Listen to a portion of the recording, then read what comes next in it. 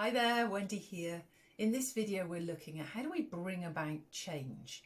I am responding here to a wonderful question on my video from the other week about what story are you telling, where we were looking at are you being the powerful creator of your reality, or are you reliving the past from the patterning and the programming. And there was a wonderful comment and a great question, and it said, I know that I am the creator, but what do I do? The neighbours are party people and I can't sleep. And how do I find some silence? There is anger and then there is fear. So it's such a great question, isn't it? Something is happening outside that is impacting my reality. And I want to break it down into 4 steps of how to approach this so that you can reclaim the power and make the decision. Before we get into those 4 steps, I want us to consider who are we really, because it all starts with the perspective of that. If I think I'm a human being and life is happening to me, I'm this physical thing that exists in isolation, and then there's these other physical things that exist in isolation, and then we impact each other. That is not the truth of who we truly are. Whereas if we decide I am a spiritual being having a human experience, that automatically begins to shift our perspective, because everything is coming out of our perception of the world that we are seeing. And so this idea here, I am not a victim of the world I see. If I'm living thinking that I'm this fragile physical being who will cease to exist and that is all there is of me, then I am at the mercy of the world, and then I'm a victim of the world. I'm not living that I am a powerful creator. And we have to be really honest with ourselves in considering the truth of this statement, because often as well there's lots of spiritual truths that we were like, oh yeah, I know that, but we're not really living it. So if we're not really living it, then we don't fully know it yet. So you just want to get super curious about that, to really get that deeply embedded, because I trip myself up with this all the time, where I think, oh yeah, I know that, but then we have to go, what are the results I've got? Because if they don't match what I want, there's something that I don't understand fully yet.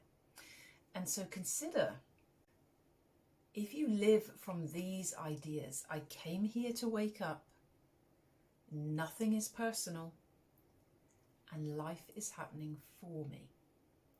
Life is helping you to wake up. That kind of changes things too, right? Rather than it's happening to me and I'm a victim and at mercy of this, it's happening for me. It's helping me release myself from past conditioning, patterning, programming that has me stuck, repeating things that I'm not particularly enjoying, or believing things which are not true, like I'm powerless, there's nothing I can do about it. My current understanding is that humanity is trapped in this cycle of suffering, and we are here to wake up and break free of it. And so what better way to do that actually than for have some suffering, because in the suffering then we can learn the things that we need in order to break free of the suffering and realize that we are not a victim of the world we see at all. And let's take it to some extreme examples. Viktor Frankl in a prisoner of war camp can find peace, and in that situation then we can find peace in any situation. A Course in Miracles says your job is to forgive the whole world, and what it means by that is we are living in this illusion that we are caught in, and through forgiveness we can return home to awaken and remember who we truly are. So forgiveness is like the most powerful transformational tool that makes just the most incredible difference to release you and help you to find peace in those places where you didn't think you could find peace, the peace that surpasses human understanding. So these 4 steps. Step 1, accept the situation. So step 1 is acceptance. And acceptance doesn't mean condoning things or saying that behavior is okay when it's not. What it does is it takes you out of resistance, because anytime you are arguing with what is arising, i.e. what life is doing, you will immediately create suffering. When you instead just accept it as it is, it takes you out of resistance, and then that means that your mind can open to consider something deeper. Step 2, get curious. Get curious to open your mind to what is really going on here. What is this showing me that could be beneficial? Because when we're caught in this problem is really awful, it's really bad, all of our energy is out and we're not focused in on being a powerful creator. Actually, we're at the mercy of the world. We're like a victim of the world. So when we get, what is it that I really want? I want peace. And then to get into some wide open questioning, like, what is my resistance to experiencing peace? Because that's when you're going to see, what am I telling myself which is keeping me out of peace? Do I feel I'm stuck here and I can't move, for example?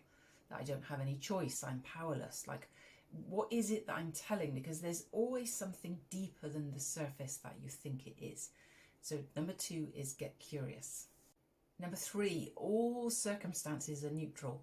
Oh, that's a toughie, isn't it? To really, really take that one on and accept it as the truth. But what if it was true? Consider, what if all circumstances were neutral? And then we can pull back a bit and look at what is really going on here. So we just look at very quickly, what are the facts? And I'm going to make this up because I'm not sure exactly what the circumstances are, but let's say, I'm guessing for party people there's maybe music, so the neighbours play loud music at night and it keeps me awake. That's the facts. That's it. Nothing else. Those are the facts. And then you look at what could be beneficial about this situation. What is it teaching me? What could I learn? And I was saying things are always deeper than. What keeps us in limitation and suffering is the functioning of the ego mind. And a circumstance like this can give us the opportunity to dive deeper to see what is the programming that I'm running from that ego mind, the survival brain, if you like, that is keeping me out of the joy and unity and oneness, which is the truth. Now that will be things like control, judgment, righteousness, that kind of thing, that keeps us out of the truth of our being. And these are deeply, deeply unconscious. And we have to get so honest with ourselves and be so willing to look and see so that we can see these things.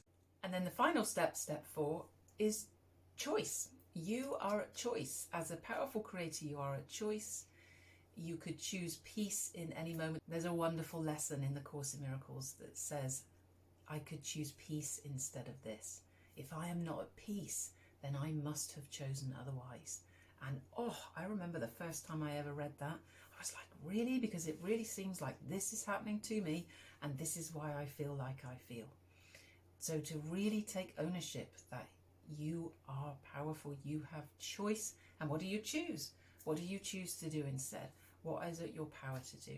And don't allow the limitations of the mind to go into, well, I can't, and I can't because of this, and I can't because of that. Really embrace, I'm a powerful creator. What do I choose instead? Let go of all the how.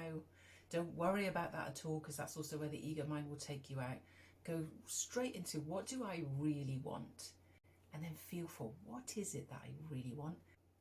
And allow for that to arise. So you might want to do a writing activity around that.